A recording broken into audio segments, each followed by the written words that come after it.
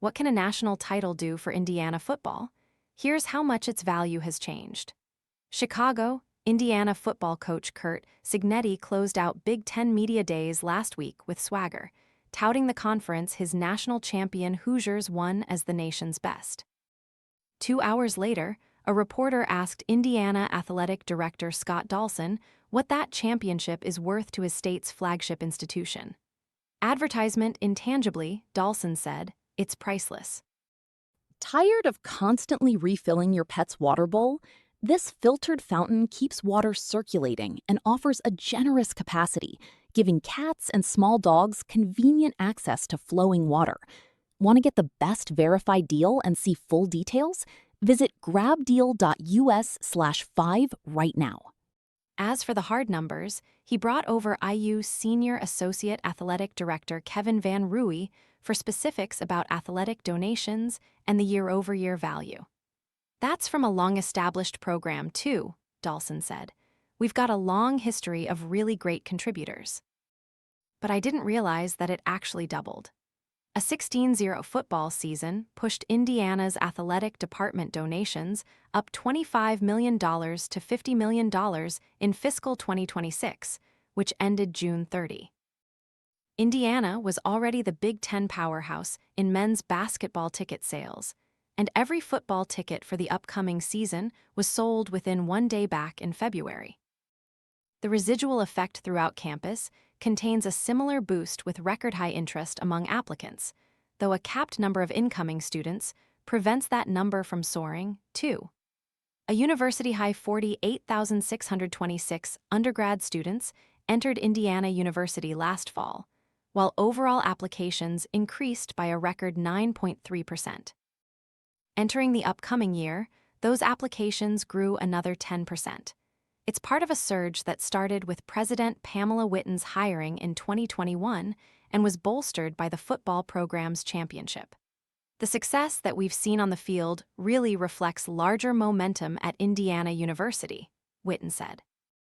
Football didn't necessarily start a lot of these trends, but it provided a spotlight on tremendous progress that's already underway across Indiana University. And so we've seen progress on a number of really important metrics. That includes increases in applications and donations and media reach. Football's success allows other parts of the university to shine in its afterglow, Dolson said, like IU's business, medical, and music schools. Last fall, IU and its satellite campuses vaulted to the top slot as the nation's largest alumni base for the first time, and it coincides with football's prowess. The collective strength of all entities has given Indiana football staying power and allowed it to soar up the athletics list of college football valuations in an exercise that asks, how much would college football teams be worth if they were sold like pro franchises? Advertisement in 2025, The Athletic ranked Indiana football as the Big Ten's 14th most valuable program and 38th overall, with a price of $386 million. With 2 consecutive college football playoff appearances, on-field sustainability with Cignetti locked up long-term, and a promising financial outlook, Indiana took the greatest jump among Power 4 programs this year with a $696 million valuation. 22 overall, just behind Iowa and 9th among Big Ten programs.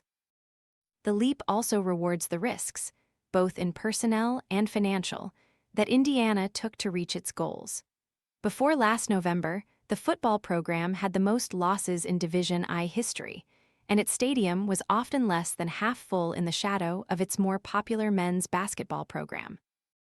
Dolson, a former Indiana men's basketball student manager under Bob Knight, felt IU needed to significantly invest in football.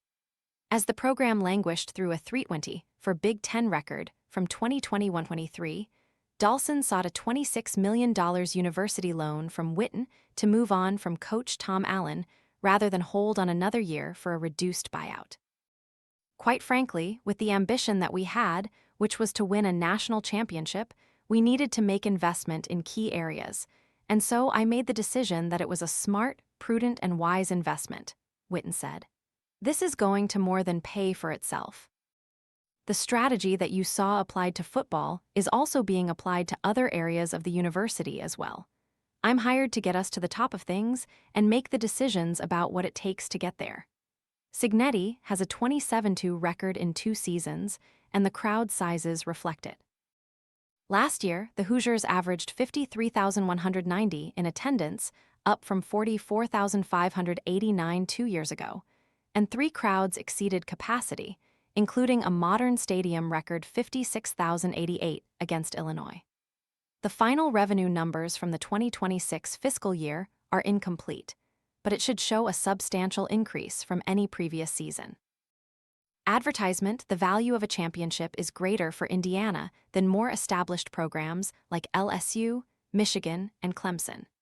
Their football revenue rose between $3 million and $9 million during their recent national title runs, including both at Clemson, according to figures reported to the NCAA or US.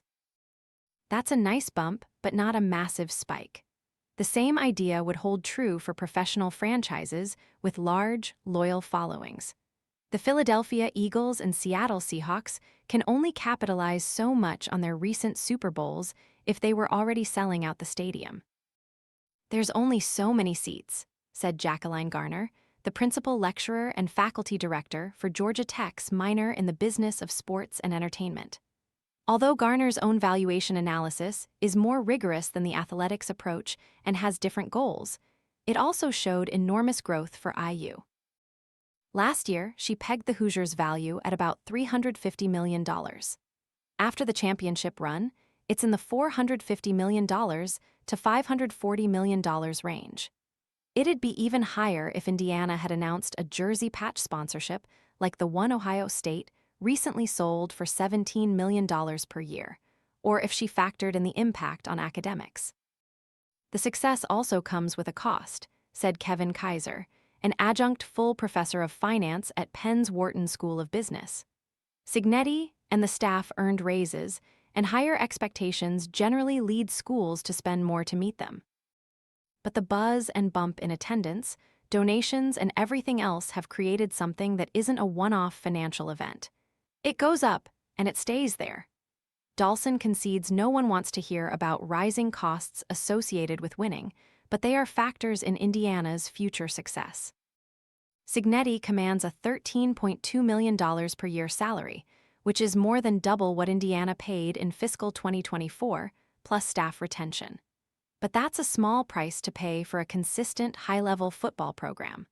We look at that as investments in making certain that we continue to provide the resources to our program to win, Dolson said.